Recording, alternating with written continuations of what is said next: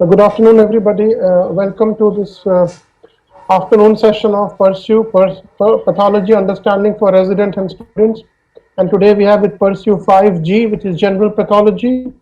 And today we shall be continuing with the various aspects of acute inflammation. And with us we have Dr. Major Palash Kumar Mandal, who has been dealing with general pathology wonderfully, and I would request him to carry on with this. Sir, please take over. Thank you, sir.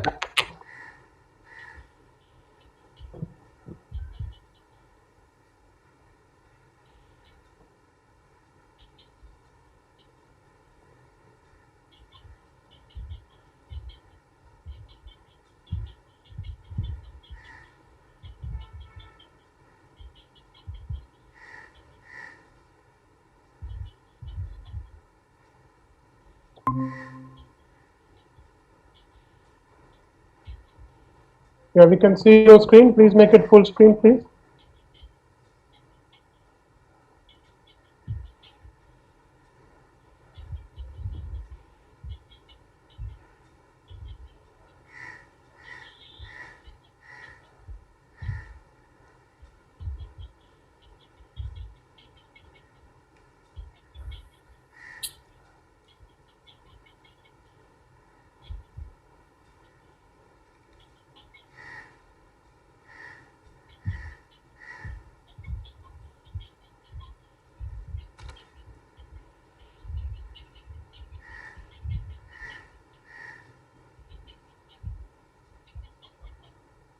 Yeah, wonderful.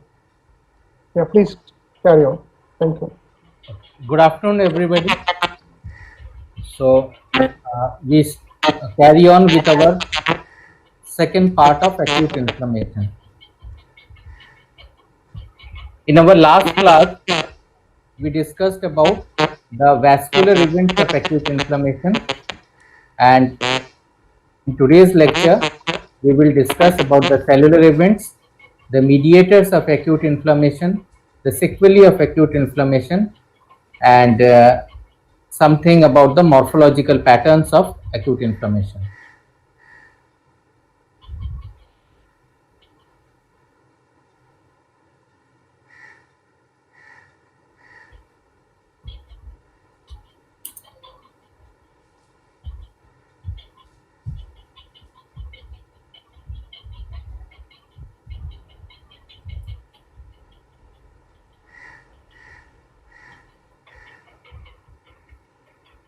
So cellular events. So basically cellular events, as we were discussing, involves the movement of the cells. Here by cells we mean the inflammatory cells. The movement of the inflammatory cells from the vascular channel to the extracellular space where the inflammation has happened. This is in a nutshell. This is all the what is cellular event. The movement of neutrophils from within the blood vessel to the site of inflammation, that is in the tissue. Okay, so it has the following steps. The steps we will be discussing: the margination, the pavementing of the cell, the rolling and the adhesion of the cell, finally the immigration, diapetesis, and the action of the phagocytes on the microbes or whatever the site the inciting factor for inflammation is. So basically, so now by inflammatory cells we mean the cells which are involved in inflammation, and they are basically of two major types, subtypes. One are the acute inflammatory cells. The predominant cell type is the neutrophil, and second one is the chronic inflammatory cell. The predominant cell type is the lymphocyte. Lymphocyte along with monocytes, macrophages, they comprise the chronic inflammatory cells. Okay, the eosinophils also come in acute inflammation, and these are the various inflammatory cells. We were just naming them. The polymorphs are the neutrophils, the macrophages. This is from the Harsh Mohan. So I am not going to read one by one. So basically we will have to have an idea that these are the cells. They have these following features, and why they are inflammatory? Because they produce certain enzymes which are important during the inflammatory event.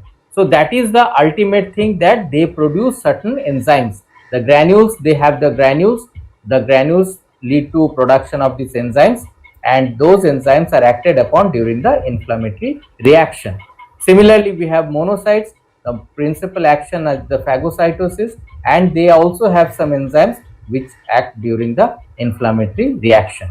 Okay, and we have the eosinophils, which are also important because of their the enzymes they contain, like peroxidase, eosinophil peroxidase, and certain enzymes. So basically, these inflammatory cells are the ones which are responsible for carrying out the final effects of the inflammation, that is the containment of the inflammatory zone. That is the inflammation which has happened either due to some microbial agent or due to some non-microbial agent, as we have discussed in our previous lecture. So final event has to be the containment of the inflammation and elimination of the offending agent, and this is carried out by the inflammatory cells. Now, as I was discussing the cellular events, the main thing is the movement of the cell towards the inflammatory source, that is in whole. Okay. Now, with the movement, it is just not the cell is there and it goes outside just like that. We open the door and it goes outside. It does not happen that way. We have already discussed some nitty-gritties in the previous lecture also. The vascular endothelium, which is the cells which are adjacent to each other, they need to open up a bit, and through that the leukocyte or the neutrophil or whatever inflammatory cell is there, that will pass. Okay. So initially the first event is the margination and pavementing. So what does it mean? Basically, you have to understand that when the blood flows, the flow has to be a continuous axial column of flow. Otherwise, if the cells they start pavementing towards the wall of the blood vessels, then there will be problem. So there will be problem because the blood will come, the flow will slow down, and with the slowing down of flow, there might be some other changes which may lead to some action of coagulation, which we do not want. Coagulation leads to thrombosis and so on and so on, that we will discuss later. But basic aim of the flowing blood, that the blood should flow, because blood is the source of all the nutrients, blood is the source of elimination of nutrients. So blood flow has to be continuous and smooth. So unless there is some extra action like inflammation or whatever, the blood flow is not disturbed, is unhindered. Okay. Now, when some inflammation happens, so the leukocytes, which are the mediators of inflammation, the cellular mediators of inflammation, they will have to go to the site of action. They are like the soldiers. The soldier has to go to the site of action, that is the war zone. Understand? So neutrophils, what they will do? They will marginate. Marginate means they will gradually go towards the margins, that is the vessel wall. Okay. And pavementing, same thing, they will gradually go and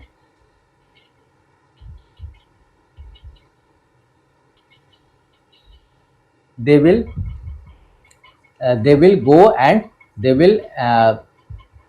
gradually lie on the endothelial cell, and once the endothelial cells they separate by the action of the inflammatory cytokines, then the cells will pass on. Okay.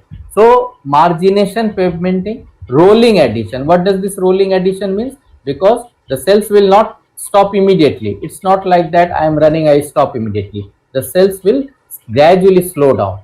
When you see a train, when it comes to a platform, it starts, the action of the train was moving at a faster pace. Okay. When it is approaching a particular station, the pace is slowed down by application of brakes, and gradually at near the platform it comes to a halt. So here also the cells which were moving at a faster pace, they start pavementing, or they come to the edges, and they start rolling. Rolling is the slowing down of pace. slowing down of pace, and the final action will be adhesion, and once the adhesion is firm, it will stop. Okay, as if the train has come and stopped on a station at a platform. Understand? Finally, once it has stopped, then it will start going out. Understand? That is the emigration and diapedesis. So, rolling means transient adhesion and detaching and binding. So that is the rolling, and finally adhesion and transmigration we have already told you. So rolling, all these things are not by the cell's own intention. The cell has to go, but the action, overall action is takes place with the help of certain factors which are known as cytokines. Cytokines basically are proteins, and they are secreted by various cells like macrophages, mast cells. And why are they secreted? They are secreted in response to the microbes or the injurious agents which have caused the inflammation. Understand? So the inflammation is there, and macrophages, they release the cytokines, and these cytokines, they have some extra action. One is this name of the cytokines I have given: tumor necrosis factor, interleukin 1, and other chemokines. Chemokines means chemo attractant cytokines. Okay, so these cytokines, they are the ones which are responsible for the movement of the cell to the site location of the inflammation. Rolling is mediated by a family of proteins known as selectins. Selectins, these are proteins, these are antigens which are expressed on a cell. Okay, these antigens, they have been named, various names have been given. So one of these names is selectins. Selectins is L-selectin is expressed on leukocyte, that is the antigen which is expressed on WBC is L-selectin. E-selectin is expressed on endothelial cell, because unless I extend my hand and you extend your hand, we cannot shake hands. So it is like shaking of hands. So the endothelial cell will also express this protein, that is an antigen. This will also express one antigen. So both these antigens will hold each other, and then only the firm adhesion will take place. Understand? Please try to understand these things. Just imagine these things so that it will have a better impact on your mind. Then comes P-selectin. P-selectin is expressed on platelets as well as on the endothelial cells, and it is also mediated by histamines, platelet activating factors, and so on. See, this is the interplay of various cytokines. Okay, so all these they are playing in the sense that someone is trying to push these cells into the inflammatory zone, and with the help of these various proteins or the ligands or the these antigens, whatever we name them. So basically some proteins are there which are expressed on cells, and these proteins, they hold each other's hands, and eventually they lead to the stoppage of leukocytes at the site of inflammation, and that particular thing is known as adhesion. Initially rolling, and rolling when the ultimate action is adhesion. Okay.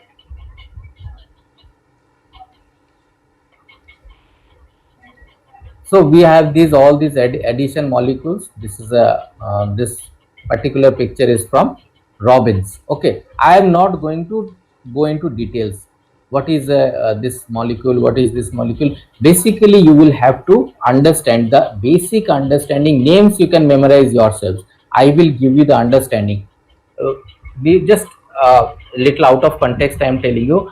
The basic aim of teaching is to facilitate the learning of the students, so that the student is able to understand and grasp the subject. It is not that I will do a spoon feeding from line 1 to line 10. It is not like that. I will give you information, you will read on your own, and then whenever you have any doubts, we can again come back and we will share our knowledge. It is something like that. So I am not going to read line by line. I am just going to elaborate upon the things which are most needed I will tell you how to go about it, and that is how you will have to grasp the whole subject. Okay.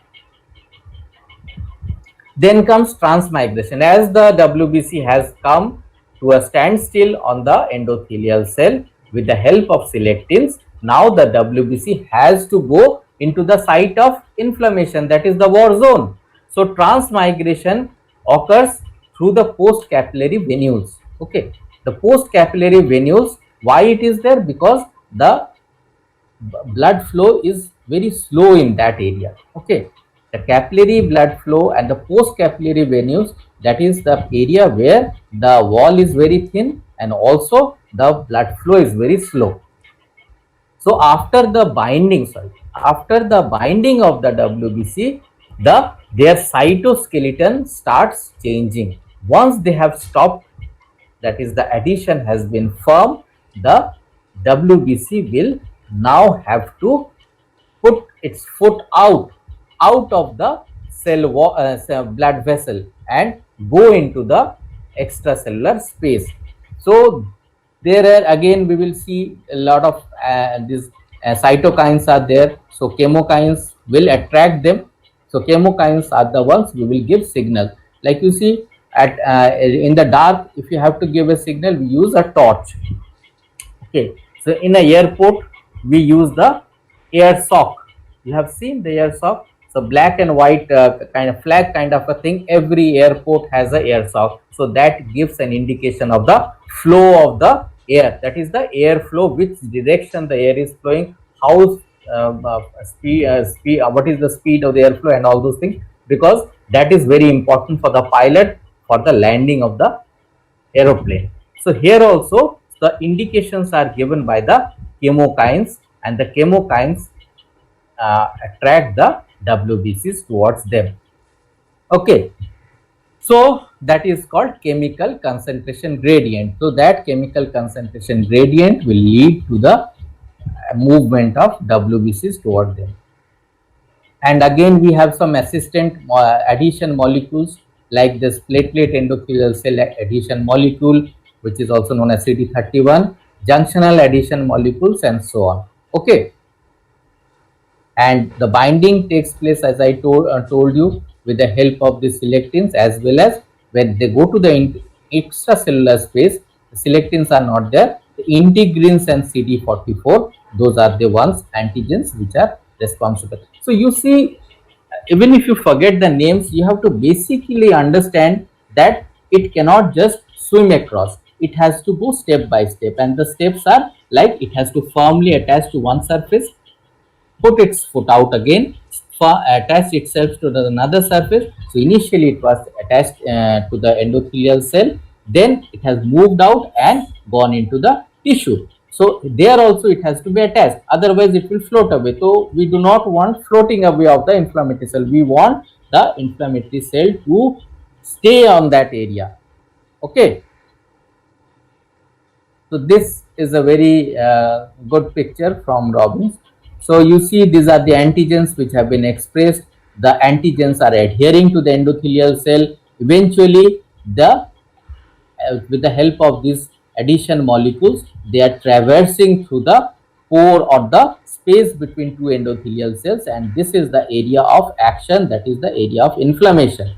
Okay, so that is how the chemokines which have been released by the macrophages and so on, and this leads to the attraction, and by that attraction, these WBCs, they come into the extracellular space where inflammation has happened. You see, it's a very useful picture. So please understand, you have to draw these diagrams in your notebook so that you have a better understanding, and also whenever it is asked in your theory examination, you can write. And always remember, diagrams are very important, because if you can correctly draw a diagram, it gives a lot of information, because at times the examiner may be in a hurry. If he sees a very good diagram, he can understand that, well, this student has learnt a lot. Then comes chemotaxis. We have already discussed a bit about chemotaxis, that release of chemokines, and the chemical gradient produced thereafter leads to the movement of the inflammatory cells, and this particular thing is known as chemotaxis. Locomotion oriented along a chemical gradient. And what are the chemokines? The cytokines, that is the interleukin 8, the leukotrienes, leukotriene B4, and also some complement components of the complement system like C5a, C3a. Okay, and the leukocyte moves by the extending of philopodia. These are the philopodia. Okay, the foot processes. The neutrophil has these foot processes, and these foot processes, they help. This is again a picture from Robbins, and this is a scanning tunnel, scanning electron microscopic picture, which shows the actual movement which is taking place. That is the diapedesis which is taking place in the neutrophil. Finally, once it has reached the site of action, so whenever a soldier reaches a site of action, that is the war zone, it has to identify who is my enemy. He cannot kill his own his fellow soldiers. So the identification of the microbe is very important, because if you hit your own cell, then it will be a catastrophic event. So we don't want that. The enemy has to be killed, not the self antigen or the fellow soldiers. Okay, so in this tissue, the leukocytes, they perform two events, sequential events. What is they have to recognize who is the offending agent, and finally destroy the offending agent. Two actions, recognition and destruction. So how will they recognize? So they have to again find certain signals. Who are the foreign cells? Who are the offending agent? So the receptors on the microbial products, these are the receptors, and by identification of these receptors, the cell homes onto the area and tries to kill that particular offending agent. So there are these toll-like receptors, TLRs, which are present on the cell surface of the bacteria and also on the endosomal vesicles of leukocytes, and they recognize these components. Okay, so these components are to be recognized. The toll-like receptors are present on the cell surface of the various microbes. Okay, like lipopolysaccharides. So lipopolysaccharides, sorry, I got confused. It is not like that. The cell toll-like receptors are present on the leukocytes, and they recognize the various products of the microbes. So TLRs are present on the WBCs itself, and they recognize the LPS or the endotoxin of the various microbes. Understand? G protein coupled receptors, they also are found on the neutrophils, macrophages, and they recognize the short bacterial peptides. So these receptors, they are on the cell, that is the leukocytes themselves have these receptors, and these receptors, they are like the antennas. Okay, like we have antennas for receiving signals. So here also these neutrophils, they have these antennas, and these antennas try to find out where the microbe is, and each particular antenna is trying to catch a particular type of a microbe antigen. So LPS is caught by TLRs. The short peptides, they are caught by G-coupled protein receptors, and similarly there are some receptors for opsonins and cytokines also. Okay, so finally this recognition leads to the production of microbicidal substances. Means once you have recognized, once the WBC has recognized its enemy, it will now produce some substances, that is, it will take out its gun and the bullets and shoot.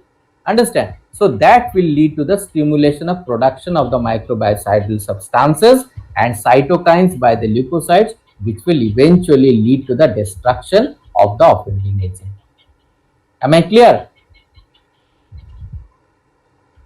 So destruction of the offending agent, the process is phagocytosis. We have already discussed phagocytosis, so I am not going to discuss it. It is the process of engulfment of solid particulate material. if the process of engulfment of liquid material, it is known as pinocytosis. I think these terminologies have been taught in class 11, 12 in physiology, and you are well versed with these terms. So I'm not going into details, but they are there are two types of phagocytes. You have to know, one is the microphage, that is the neutrophil, and one is the macrophage, that is the monocyte group of cells. Okay, what do they do? Basically, they release some substances, proteolytic substances, some enzymes, and these enzymes degrade the offending agent. The most commonly the offending agents are some microbes, maybe bacteria, maybe virus, maybe something else. So the ultimate aim is to destroy the offending agent by release of certain enzymes. That is what these phagocytes do. So as we discussed, this phagocytosis also has to first recognize, then the engulfment, and finally the degradation within the particular cell, that is the phagocyte, with the form of phagolysosome. Okay, this phagocytic vacuole is formed and it combines with the lysosome, because the lysosome has all those enzymes. So all the enzymes will be released after a phagolysosome is formed, and that, because if the phagolysosome does not form, the lysosome releases its enzyme, the enzymes will destroy the cell's own organelles. So we do not want that. The enzymatic action has to be confined and has to be very specific. So the enzyme has to act on the offending agent, not the cell's own organelles. Understand? Because the enzymes are non-specific, proteases, elastases, and all these things. So in the cell also there are those components, so they may be destroyed. Lipases. So we do not want that. We only want the target killing, target destruction. Target is bacteria, virus, the offending agent. Okay. So finally, the killing and degradation of the ingested material with the help of those reactive oxygen species, reactive nitrogen species, and so on. So this is the intracellular killing. So there is also some extracellular killing also. So intracellular killing is by the help of this MPO dependent and MPO independent, that is the NADPH oxidase. So H2O2 MPO halide system, we have told you, that is whenever we were discussing this reactive oxygen system, oxygen species, we discussed something about it. This H2O2 MPO halide system, MPO is the myeloperoxidase. So halide is the halogen. Halogen may be chloride. So the generation of this chlorine, the HOCl, final is the HOCl hypochlorite. This hypochlorite is the most potent bactericidal enzyme. So we use in the laboratories also, we use hypochlorite solution. So 1% hypochlorite solution we use for cleaning the surfaces of the laboratory tables and all those things. So this hypochlorite, and it is also a component of the bleaching powder, which is used in the drains and all those areas. So this basically production of the hypochlorite. Understand? So that is MPO dependent. MPO independent, there is some NADPH oxidase, also known as phagocyte oxidase. What it does? It reduces oxygen to superoxide anion. This superoxide anion also has a free oxygen radical, and that is used for the destruction of the particular offending agent. Okay. And there is also oxidative bactericidal mechanism by these lysosomal granules, as we were discussing, and also some non-oxidative bactericidal mechanism by use of reactive nitrogen species.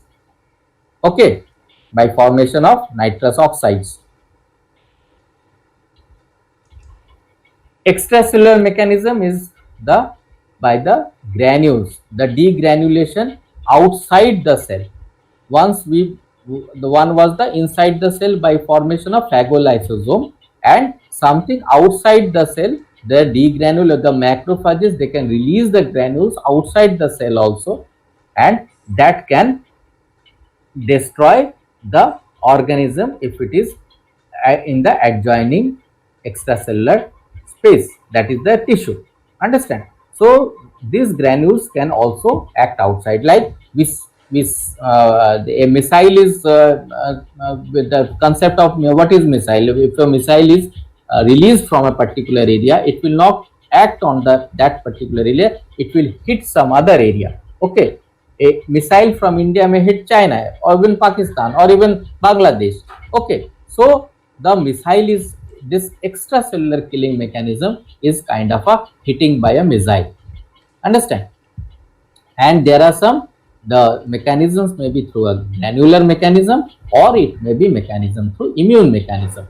So immune mechanism means the immune mediated lysis of the microbes by formation of antigen antibody complexes or by cell mediated. So everything is this formation of this antigen antibody complex, and these antibodies, they are responsible for the destruction by various methods. Whenever we discuss those antibody thing, antigen antibody reactions, hypersensitivity, we will discuss it in details, not today. Coming to mediators of inflammation. So see, these mediators of inflammations are, because ultimately the mediators are the ones which have the final word, which have the final action. Okay, so they can be generated from the cells or from the plasma proteins, and the major cell types that produce inflammation are the platelets, the neutrophils, the monocyte macrophages, and the mast cells. Remember, platelets are also very important. We only think of platelets during coagulation, but these very platelets are also important source of inflammation like serotonin, and that is how the platelets are also an important cell of acute inflammation. Always remember these things, because platelets, we only think of coagulation, but that platelet itself is an important mediator of inflammation, you have to understand.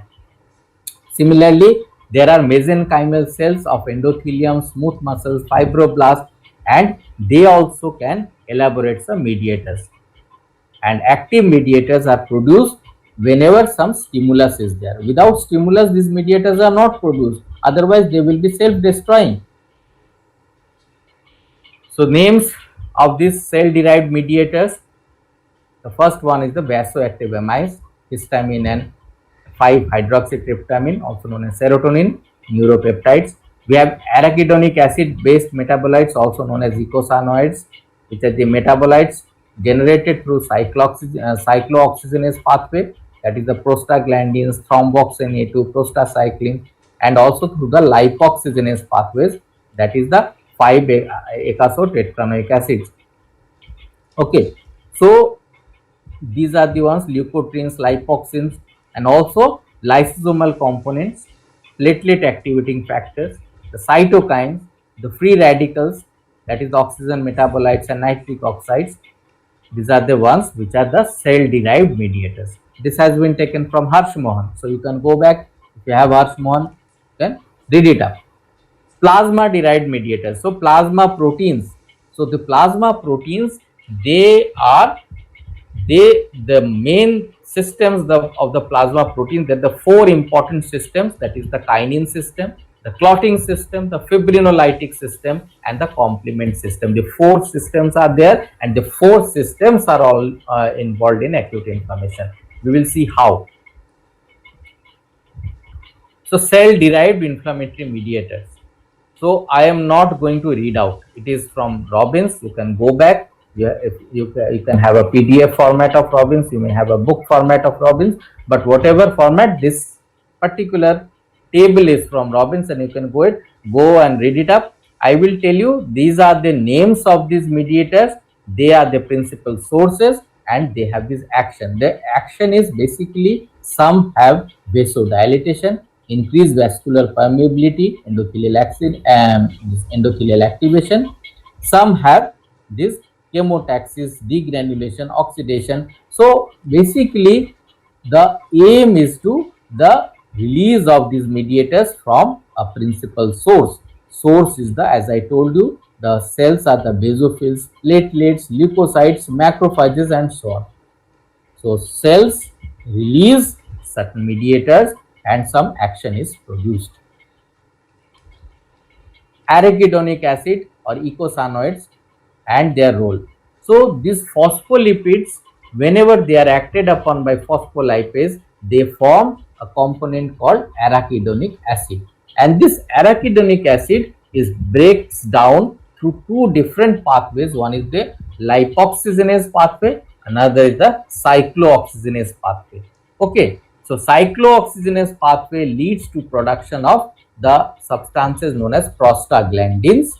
Lipoxygenase pathway leads to production of these products called these leukotrienes through an intermediate called HETE, that is hydroxy eicosapentaenoic acid, or hydroperoxy eicosapentaenoic acid, that is HETE or HPETE.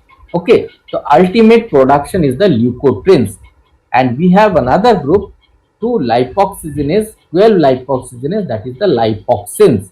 So lipoxins are the inhibitors. You see, we always talked about a balance, that is homeostasis. So whenever there is inflammation, there has to be a balance also. So some components have to check the inflammation, because the inflammation, if it goes on, it will destroy the local non-inflamed tissue also. So these lipoxins are the ones which inhibit inflammation. So please remember this, lipoxins. It's the same pathway. So 12 lipoxygenase leads to the production of lipoxin A4, B4, and these are the ones which inhibit inflammation. All others are pro-inflammation, and this is anti-inflammation. Okay, so prostacyclin is there, PGI2, thromboxane A2 is there. So this one causes vasodilation, this one causes vasoconstriction. This one inhibits platelet aggregation, this one promotes platelet aggregation. So you see, there are a balance is there, always some action is there, some anti-action is there, otherwise this balance is never maintained. So all the body's mechanism is such that always there is a balance. Understand? So there is PGD2 and E2 which help in vasodilation and vascular permeability. So this vascular permeability is why it is needed, because unless the blood vessels becomes permeable, porous, the cells, the proteins, the plasma proteins, they will not be able to go out of the vessel and into the site of inflammation. So that is why this vascular permeability is of so important. Okay, so all the in many this thing we are discussing this vascular permeability. Why? Because the blood vessel, unless it becomes permeable or porous, it will not lead to the passage of the cells and plasma proteins which are needed for the inflammatory response. Understand?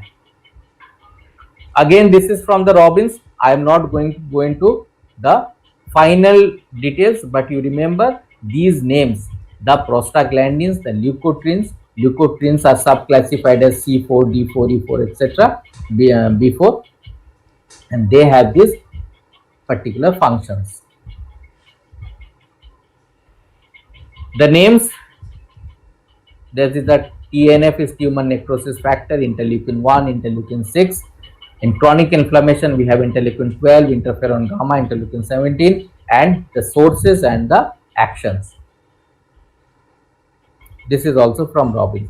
Why I am not telling you? Because if I keep on reading one by one, it will take, not only it will take time, it will make the lecture boring also. So you have to read it up on your own. Now, what do cytokines basically do? Cytokines basically, they have some local effect. Which are the cytokines? The TNF and the interleukin 1. Who release the cytokines? The macrophages. Why macrophage release the cytokines? They are induced by the microbial products. Okay, so these cytokines, that is the TNF and the interleukin 1, they have these local effects, they have this systemic effect. That is why we connect them with the inflammation. So local effects are one on the vascular endothelium. So vascular endothelium, they have this expression of leukocyte adhesion molecules, procoagulant as well as anticoagulant activities, both.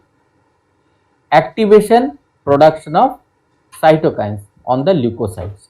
On the fibroblast, proliferation and collagen synthesis, because whenever there is tissue destruction, at times the tissue healing has to be assisted by collagen synthesis. Collagen is also important for the formation of wound healing. When you read up about the healing by secondary intention, you will understand why collagen synthesis is so important in production of scar and fibrosis. Okay, this is the local effect.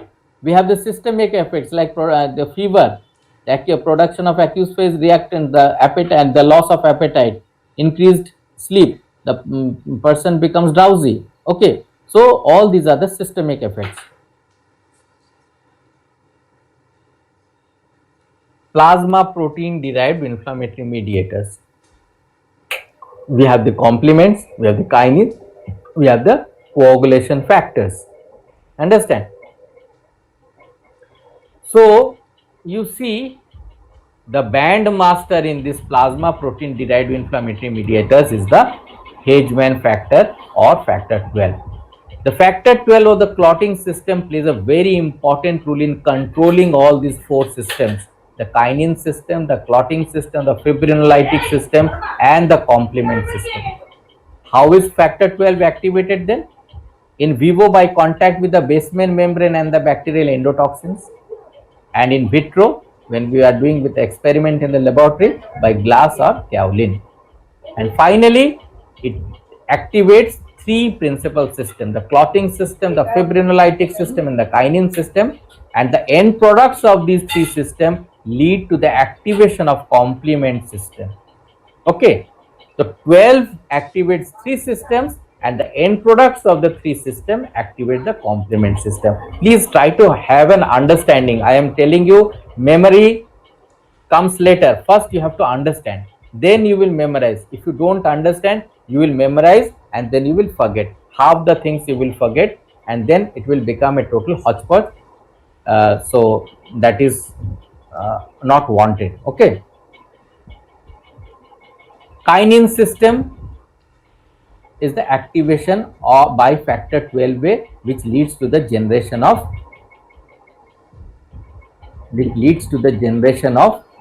bradykinin through this kallikrein, which is acted upon, which becomes from pre-kallikrein to kallikrein.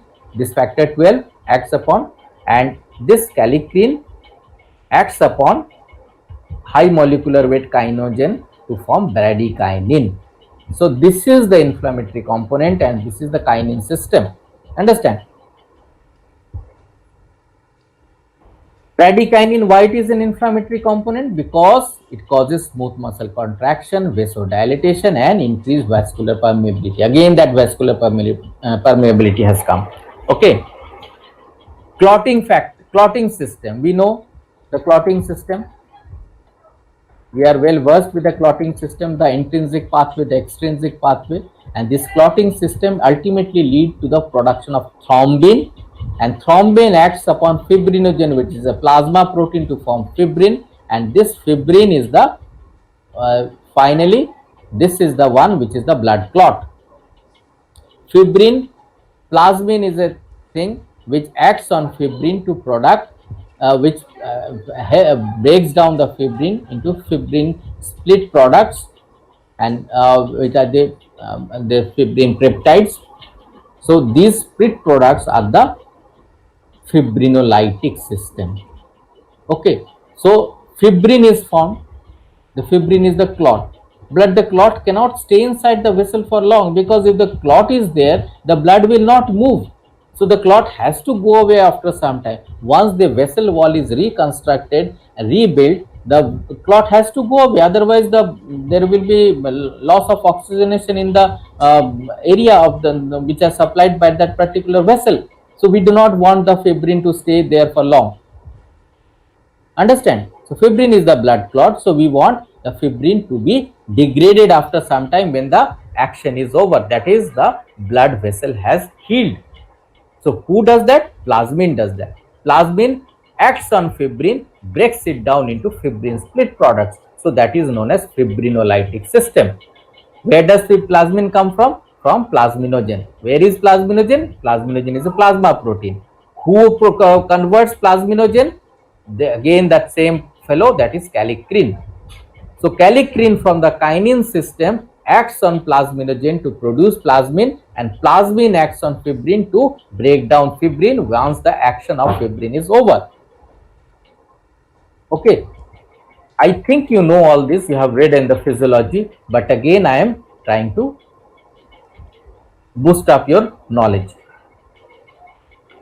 So release of serotonin and histamine from platelets is stimulated when platelets aggregate after contact with collagen. Okay, so during the coagulation, whenever the platelets come together and adhere to the collagen, where is collagen? Collagen is beneath the endothelial wall. Okay, endothelium of the blood vessel. So there is collagen. So whenever the platelets come in contact with the collagen, so they release this serotonin and histamine, which is the inflammatory products. Okay, these serotonin and histamine, they lead to all these things we have told you: smooth muscle contraction, vasodilatation, increased vascular permeability, and so on. So then comes the fibrinolytic system. I have just explained you what the fibrinolytic system is, and the fibrin degraded products, they have this same following actions. The fibrinopeptides are the fibrin degraded products. And finally, this fibrinolytic system, the plasmin, also leads to splitting of the complement to form the C3 to C3A, which is a permeability factor, and also degrades fibrin to form fibrin split products, which leads to all those things, that is the increased vascular permeability, leukocyte chemotaxis, and so on. So eventually these three systems have come into the inflammatory action. Now comes the complement system. It can be activated through the complement system.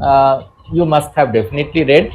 So there is a classic way of activation, there is an alternate way of activation through the non-immunogenic agents, that is the toxins, the cobra venom, so on and so forth. And actions of the activated complement system, that is the C3A, C5A. This A means activated. Okay, C3A, C5A, C4A, they activate the mast cells to release histamine. And histamine, as you know, is a substance which leads to the increased vascular permeability, smooth muscle contraction, and so on. And C5B is an opsonin. Opsonin is a substance which coats, is a coating material. Like I had given an example, when we eat a chop, we coat it with a batter. Batter may be of besan, batter may be of egg. So that particular thing, when we fry, it gives a better taste. So this opsonin also helps in coating of a particular antigen, so that it becomes a tastier food for the macrophage. Okay, that is called opsonization of a particular antigen. And C5 is chemotactic for leukocyte, and this C5b to C9 is a membrane attack complex which helps in the dissolving of phospholipid membrane of the cell of the particular microbe. Okay, so this is in a nutshell. This picture is again from Robbins, how the four systems are linked together and they help in inflammation. So please understand, this linking is very important. As I told you, this factor 12 is the bandmaster. This becomes factor 12A, and it helps in the kinin cascade, helps in the clotting cascade. It eventually helps in the fibrinolytic system also. Understand? And finally, the complement cascade is generated once these systems end products are released. The end products of these three systems lead to the activation of the fourth system, that is the complement system. Am I clear? Please read up. If you have any doubt, then come back to me. Now, morphological patterns of acute inflammation. So we have discussed all these inflammation. So how does it look like in the body? That is the morphological pattern. It may be a serous inflammation, that is effusion. We have heard the word effusion, the pleural effusion, the pericardial effusion, the meningeal effusion. Effusion means collection of a thin fluid, and the thin fluid collects between two layers of any cavity. That is the pleural cavity. It may be this ascitic, peritoneal cavity. That is the ascites. Okay, so this serous inflammation is one morphologic pattern of inflammation. Second morphologic pattern is fibrinous inflammation. Whenever the serous inflammation is thin, okay, the fluid is very thin, less amount of protein. But whenever it becomes fibrinous inflammation, the protein content is much more. Okay, large molecules of fibrinogen. In any inflammation, the protein is much more because it is called an exudate. Exudate protein is more than transudate. But here also the difference lies. The serous inflammation will have less protein content. Fibrinous inflammation will have more protein content and mostly seen in malignancies. Okay. So then comes suppurative inflammation, pus formation, when we have lots of neutrophils, lots of dead cells. So the classic example is acute appendicitis, a boil or a carbuncle. So on the skin, when we see a boil, so that is an example of suppurative inflammation. Okay. Then comes ulcer, when the surface is eroded, sloughed out, and we can see the underlying tissue through the defect on the skin. That is called ulcer. Okay. There is another term called pseudomembranous inflammation, when an inflammatory response of mucosal surface to toxins of diphtheria or retained gases, a membrane is formed. It cannot be easily peeled off. So that is called pseudomembrane. If you try to peel off that membrane, there will be bleeding. So mostly seen in diphtheria. Diphtheria is a very rare disease nowadays because of the extensive immunization program of DPT. So we have this DPT program for the children.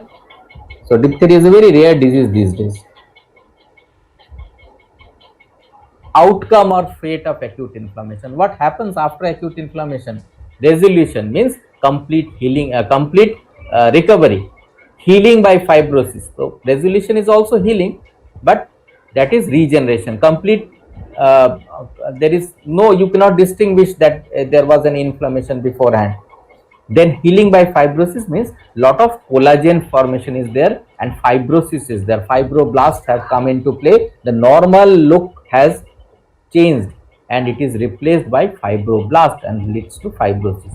Bacteremia, that the spread of bacteria, the inflammation has spread, the inflammation has not been contained in a particular space. The inflammation, suppose it took place in tonsil. Okay, so tonsillitis happened. Now the tonsillitis has spread into the blood, leading to bacteremia, because the tonsillitis was due to bacteria. So bacteria has come into blood, that led to septicemia, pyemia. All these terms mean that the blood is filled up with bacteria, the septic all these bacterial toxins and pus cells. So eventually this is a very grievous form of inflammation. Okay, the fate, which is leading to the seeding of the inflammatory focus into the surrounding or in the blood, and that through the blood it can disseminate into other areas. The septic focus of tonsil may lead to septic arthritis, it may lead to meningitis, it may lead to endocarditis. Okay, so that is how the one inflammatory focus can spread if it is not contained properly. Because why it is not contained? Because at times the bacteria is very powerful, at times the body's defense mechanism is not able to overpower that. Understand? So that's why we need antibiotics. Otherwise, why will we need antibiotics? Because the bacteria are at times so powerful that bodies, all these the cellular events and all these vascular events are not able to contain them. Understand? That is why all this if you don't give antibiotics, this will spread. And finally, chronic inflammation. Acute inflammation leads to chronic inflammation leads to tissue destruction, and so on. Thank you so much. I think I had to rush a bit, but my main containment is that you have to understand the process of inflammation, the vascular events, the cellular events, and mediators of inflammation. All these can come as short notes. The long question does not come like this. but all this come as short notes, and the main thing is that you have to understand the logic between the inflammation and the meeting point of the systems, the kinin system, the clotting system, the fibrinolytic system, the complement system. You have to understand this particular understanding is very essential to understand the inflammation in totality. Thank you so much. Thank you, Dr. Palash. Excellent lecture, as usual. Very, very nicely presented. And you went at a very nice pace explaining everything. And what you rightly said, that you can just guide the students. The students have to learn on their own, whether it be adhesion molecules, hyaluronic acid-based, prostaglandin-based activity, or whatever. And one thing which is very important, which you pointed out, at the inflammatory process is a continuum, although it is taught in various parts, but the entire process is a continuation, and the morphological representation of inflammation on slides can only be understood if you understand the general pathology of inflammation very well. Thank you very much. What will be the next lecture, sir? Tell me. Sir, chronic inflammation. Fair enough. So we will await chronic inflammation next Wednesday. Thank you, Dr. Palash. God bless you. Take care. Yeah. You want to say something? Yeah. Thank you so much. Take care. Bye bye. Thank you. Thank you. Bye.